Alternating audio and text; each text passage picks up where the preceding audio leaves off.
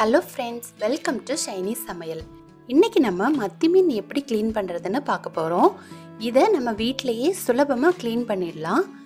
இதை இப்போ எப்படி பண்றதுன்னு பார்க்கலாம். வீடியோக்குள்ள போக முன்னாடி நம்ம சேனலை சப்ஸ்கிரைப் பண்ணி சப்போர்ட் பண்ண எல்லாருக்கும் நன்றி. சப்ஸ்கிரைப் பண்ணாதவங்க மறக்காம சப்ஸ்கிரைப் பண்ணிக்கோங்க. பக்கத்துல இருக்க பெல் பட்டனையும் கிளிக் பண்ணிக்கோங்க. அப்பதான் நான் அடுத்தடுத்து போடுற வீடியோஸை நீங்க தவறாம பார்க்க முடியும். க்ளீன் பண்றதுக்காக நான் இன்னைக்கு 1/4 கிலோ மத்தி மீன் எடுத்திருக்கேன். இதை எங்கள் ஊரில் சாலை மீனுன்னு சொல்லுவாங்க. ஆனால் மத்தி மீன் இதில் கொஞ்சம் டிஃப்ரெண்ட்டாக இருக்கும். ஆனால் க்ளீனிங் மெத்தடெல்லாம் சேமாக தான் இருக்கும். நான் இதை 2 மெத்தடில் க்ளீன் பண்ணி காட்ட போகிறேன். சிலருக்கு தலையோடு வச்சு பொரிக்கிறது பிடிக்கும், சிலருக்கு தலை இல்லாமல் இருக்கிறது பிடிக்கும். நான் 2 மெத்தட்லையும் எப்படி க்ளீன் பண்ணுறதுன்னு காட்ட போகிறேன். இந்த மத்தி மீனில் செதில்கள் அதிகமாக இருக்கும். அதனால் ஃபஸ்ட்டு நம்ம அதை ரிமூவ் பண்ணிடணும். இந்த மீனோட வால் பகுதியிலேருந்து நம்ம பெருவிரலாலேயே லைட்டாக அப்படி மேலே எடுக்கும்போது அதில் உள்ள செதிலெல்லாம் வந்துடும். அது ரொம்ப ஈஸி தான். ரொம்ப அழுத்தம் கொடுக்கக்கூடாது. லைட்டாக அழுத்தம் கொடுத்து நம்ம எடுக்கும்போதே அந்த செதில்கள் எல்லாம் வந்துடும். அது மாதிரி சுற்றி இருக்க எல்லா சைடும் இருக்க செதில்களை எடுக்கணும். 2 சைடும் இதே மாதிரி எல்லா செதில்களையும் நம்ம விரல்களால் ரிமூவ் பண்ணி எடுத்துடணும்.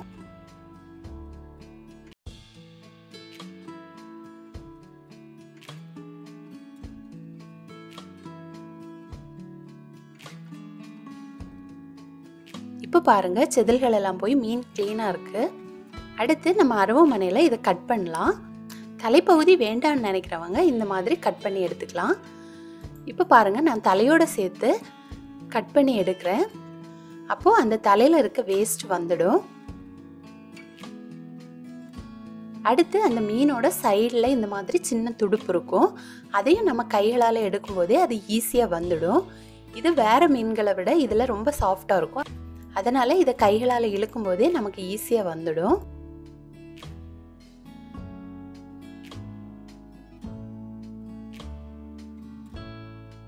அடுத்து இந்த வால் பகுதியை நம்ம கட் பண்ணி எடுத்துடலாம்.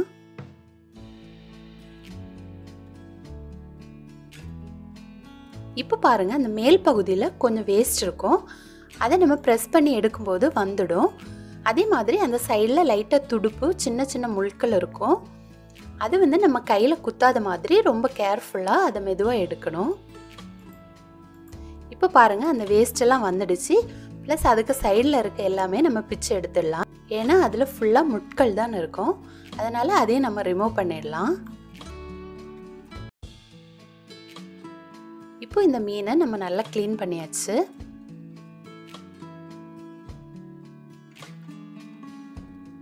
மீதி இருக்க மீன்களையும் இதே மாதிரி க்ளீன் பண்ணி எடுத்துக்கணும். ஃப்ரெஷ்ஷான மீனாக இருந்தால் நம்ம மீன் கழுவும் போதும் நல்லாயிருக்கும். அதே மாதிரி குழம்போ ஃப்ரையோ பண்ணாலும் ரொம்ப டேஸ்ட்டாக இருக்கும்.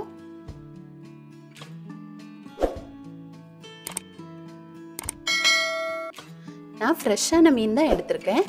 மீன் குழம்பு ஃப்ரை எது இருந்தாலும் ஃப்ரெஷ்ஷான மீன் கிடைச்சா வாங்கிக்கோங்க. அதோட டேஸ்ட்டு ரொம்ப நல்லாயிருக்கும்.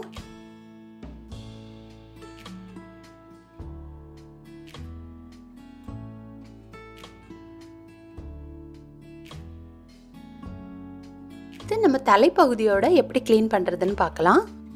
கூடவே நம்ம ஃபஸ்ட்டு செதில்களை விரல்களால் எடுத்தோம். நெக்ஸ்ட் நம்ம கத்தியோ அருவமனையில் வச்சு எப்படி எடுக்கலான்னு பார்க்கலாம். இப்போ பாருங்கள், இதை அருவமனையில் வச்சு நம்ம தேய்க்கும் போதே அதில் இருக்க செதில்களெல்லாம் சூப்பராக வந்துடும்.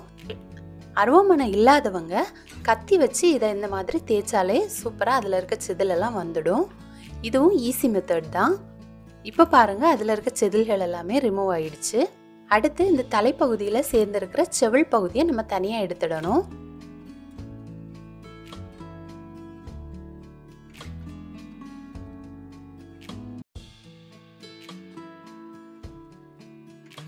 இப்போ பாருங்கள், 2 சைடும் இருக்கிற அந்த செவில் பகுதியை நம்ம தனித்தனியாக எடுத்தாச்சு.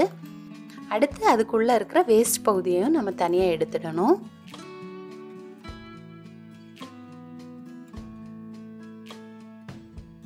இப்போ பாருங்கள், வேஸ்ட் பகுதியும் எடுத்தாச்சு. அடுத்து நம்ம ஃபஸ்ட்டு க்ளீன் பண்ண மாதிரியே இதுலேயும் இந்த சைடில் இருக்க சின்ன சின்ன முட்கள், அதுக்குள்ளே இருக்கிற வேஸ்ட்டையெல்லாம் நம்ம ப்ரெஸ் பண்ணி எடுத்துடணும்.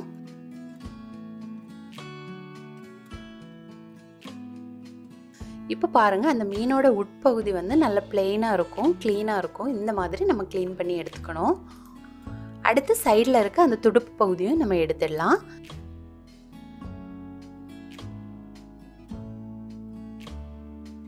அடுத்து வால் பகுதியையும் கட் பண்ணி எடுத்துடலாம். இப்போ நம்ம க்ளீன் பண்ணி எடுத்தாச்சு. அடுத்து இந்த மீனில் நம்ம குழம்பு வைக்கும்போதோ பொரிக்கும் போதோ அந்த மசாலா எல்லாம் உள்பகுதியில் பிடிக்கிறதுக்காக இதில் சின்ன சின்ன கட் பண்ணி எடுத்துடலாம். இப்படி பண்ணும்போது அந்த மசாலா எல்லாம் இதுக்கு உள்ளே பிடிச்சி நல்லாயிருக்கும்.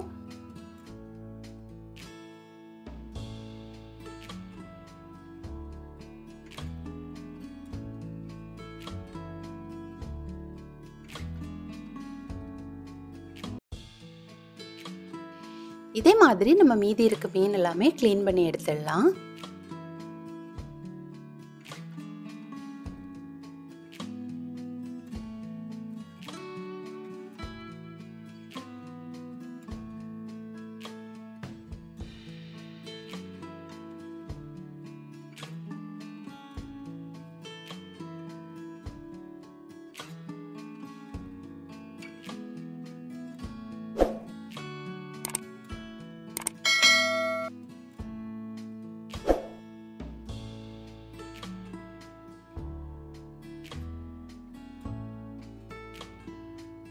கத்தி வச்சு கூட நம்ம சின்ன சின்ன கீரல்கள் இதில் போடலாம்.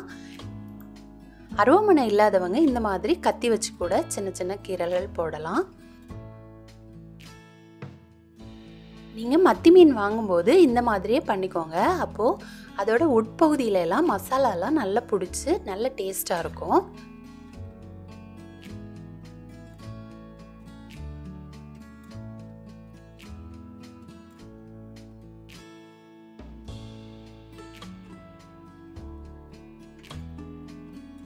நான் எல்லாமே கட் பண்ணி க்ளீன் பண்ணி எடுத்தாச்சு.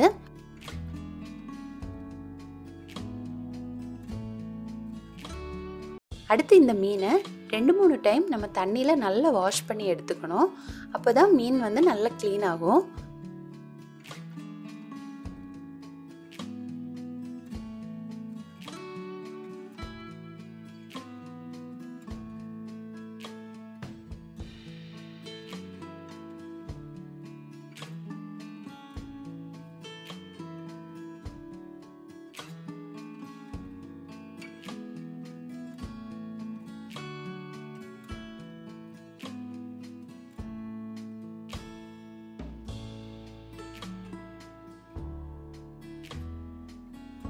நான் 3 டைம் நல்லா க்ளீன் பண்ணி எடுத்திருக்கேன். இப்போ பாருங்கள், மீன் வந்து நல்லா க்ளீன் ஆகி பளபளன்னு சூப்பராக இருக்குது. இதில் நம்ம குழம்பு, ஃப்ரை எது வேணும்னாலும் உங்களுக்கு பிடிச்ச மாதிரி நீங்கள் பண்ணிக்கலாம். இப்போ நமக்கு சுத்தம் பண்ண மீன் சமையல் பண்ணுறதுக்கு ரெடி ஆகியாச்சு.